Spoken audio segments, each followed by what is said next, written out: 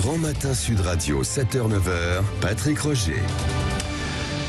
Dans un instant, Jean-Luc Moreau pour Parlons Auto qui reprend du service ce week-end de 11h à 13h sur Sud Radio. Juste avant cela, donc, faire davantage travailler les détenus en prison, est-ce que c'est une bonne idée? Est-ce que c'est constructif? Est-ce que c'est compliqué? Est-ce que c'est de l'exploitation? C'est la question que l'on pose sur les réseaux sociaux. Alors pourquoi?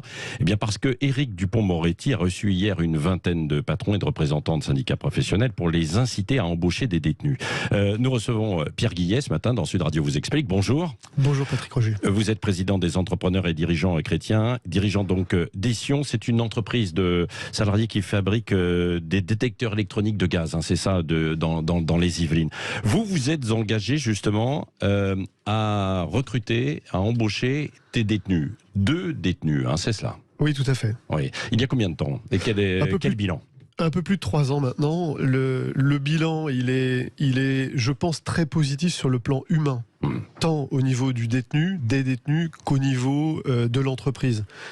Le bilan économique, il est nul, voire négatif. Ouais. Et après, le bilan, je dirais, global de l'opération, c'est qu'il faut être doté d'une forte conviction pour tenir, parce que c'est compliqué, Ouais. parce qu'il y a des hauts et des bas, et voilà, il faut tenir dans la durée. Qu'est-ce qui est compliqué alors? Et puis comment ça se passe? Il travaille à la maison d'arrêt, hein? Voilà, alors, donc c'est pas une maison d'arrêt, c'est une maison centrale. C'est une maison centrale. Donc c'est des longues peines. Ouais. Donc on a en fait créé un atelier au sein même de la prison. Donc la première chose, c'est déjà au tout départ qu'il a fallu convaincre les collaborateurs de l'entreprise qu'on allait engager cette démarche. Ça, c'était le premier point, et c'est ce qui a été le plus difficile. Il nous a fallu 9 mois. On a répondu aux questions des collaborateurs qui, comme n'importe quel, je dirais, citoyen... T'es inquiet, quoi. Mais t'es inquiet, les gens ne connaissent pas l'univers carcéral, a fortiori une maison centrale. On passe devant, mais on ne sait pas ce qui s'y passe, et on est plutôt très content de ne pas savoir ce qui s'y passe. Quand on commence à s'y intéresser, là on se dit, on va travailler avec des détenus qui sont condamnés à des longues peines. Qu'est-ce qu'ils ont fait? Est-ce qu'on a à le faire? Ils ont été condamnés, donc c'est mérité, il ne faut pas aller plus loin. Ouais. Mais vous l'avez dit à vos salariés, leur condamnation, pourquoi ils étaient condamnés ou pas? On ne sait pas. Non, vous ne savez pas. On ne le sait pas. D'accord. Et Ouais. je dirais même que ça ne nous regarde pas, et il ne faut surtout pas rentrer là-dedans, parce que ce n'est pas le sujet. Ils ont été condamnés, ils ont été jugés condamnés, ils purgent leur peine. Nous, notre mission, alors là, c'est le chrétien qui parle, mais c'est de leur redonner une dignité. Ouais. C'est-à-dire essayer de faire que les journées qui passent en purgeant leur peine soient des journées où, en fait, ils se sentent utiles et contributeurs. Mais vous avez dû leur réapprendre ce métier, des spécificités ou pas alors? Mais on est parti de zéro, de moins 10, parce que en fait, un détenu qui est condamné à perpétuité, pour le premier que j'ai recruté, il n'avait pas de qualification adaptée à notre métier.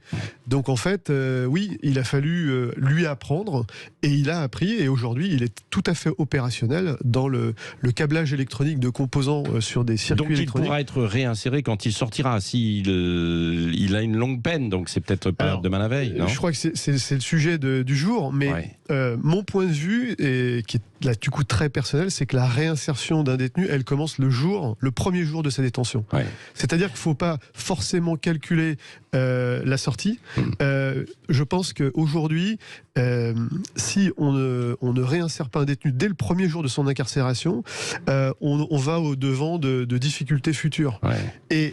Et une peine vécue avec un travail, ça permet d'occuper le détenu, mais de l'occuper manuellement, d'occuper intellectuellement, d'avoir une journée où, entre guillemets, il va se fatiguer un petit peu, et ça a après des conséquences sur la sécurité de la prison. Mais sur comment contrôlez-vous son travail, puisque lui, il est à l'intérieur et vous, elle est à l'extérieur? C'est une très très bonne question. Ça fait partie du bilan économique, c'est-à-dire que nous, on doit y passer beaucoup de temps. Ouais. On a passé beaucoup de temps en formation, beaucoup de temps en contrôle, beaucoup de temps en assistance plus que surveillance.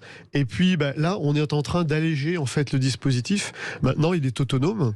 Je dis il puisqu'on en a embauché 2 et maintenant on est revenu à 1. Oui. Pourquoi il y en a avec un, ça n'a pas marché? Alors, il y en a un avec lequel on a fait une tentative, on a donné beaucoup et lui n'a pas compris qu'on n'était pas là pour autre chose que l'aider. Et voilà, donc... Bon, mais en tout cas, Pierre Guillet, parce que aujourd'hui, on dit qu'il y a environ 30% de la population carcérale qui travaille. Mais 30%, c'est pas forcément pour des entreprises extérieures. C'est beaucoup pour du travail de la prison directement, quoi. Hein, c'est ça, de l'entretien et tout, quoi. C'est des travaux d'intérêt général, essentiellement. Je vous donne l'exemple de la maison centrale de Poissy, donc prison d'à peu près 250 détenus. On est 5 entreprises. Voilà. Moi, je représente une PME d'une trentaine de salariés. On n'est que 5 entreprises dans un bassin d'emploi où il y a plein d'entreprises. En Ile-de-France. On n'est que 5. Oui, mais quand on vous entend, ça n'incite pas forcément à ça. C'est-à-dire qu'il faut avoir la foi, hein, parce que vous dites que le bilan économique... Oui, mais la société, c'est ça. Oui, bien sûr. Si on ne joue pas, si on n'est pas acteur... Non, mais c'est vrai. Bien sûr. Voilà, il faut qu'on se bouge tous si on veut réussir. D'un petit dernier point technique, ils sont rémunérés. La rémunération est de combien à peu près? Alors, la rémunération actuelle, elle est définie par l'État, elle est de 45% du SMIC. Je rebondis sur votre introduction quand vous parliez d'exploitation, qui est peut-être la réaction. Mais ça peut, En fait, moi je compare assez bien le travail en prison à de l'apprentissage. Un apprenti, on le paye à peu près dans ces tarifs-là. C'est exactement le modèle économique, c'est-à-dire que le temps qu'on va passer, c'est pour faire progresser l'individu, et après, il pourra peut-être sortir et donc gagner plus. Mais vouloir qu'un détenu qui n'a pas les compétences gagne tout de suite le salaire d'un collaborateur performant, parce que les horaires de travail ne sont pas les mêmes non plus, je pense qu'il y a un donnant-donnant en fait à mettre en place, et ça peut marcher. Oui, on a compris à travers votre témoignage, votre conviction, et évidemment que vous ne le faites pas pour gagner de l'argent. Non, pas du tout. Merci en tout cas pour votre témoignage qui est très éclairant. Pierre Guillet, président des entrepreneurs et dirigeants chrétiens, dirigeants des Sions, merci d'être passé ce matin au micro Sud Radio. Merci à vous.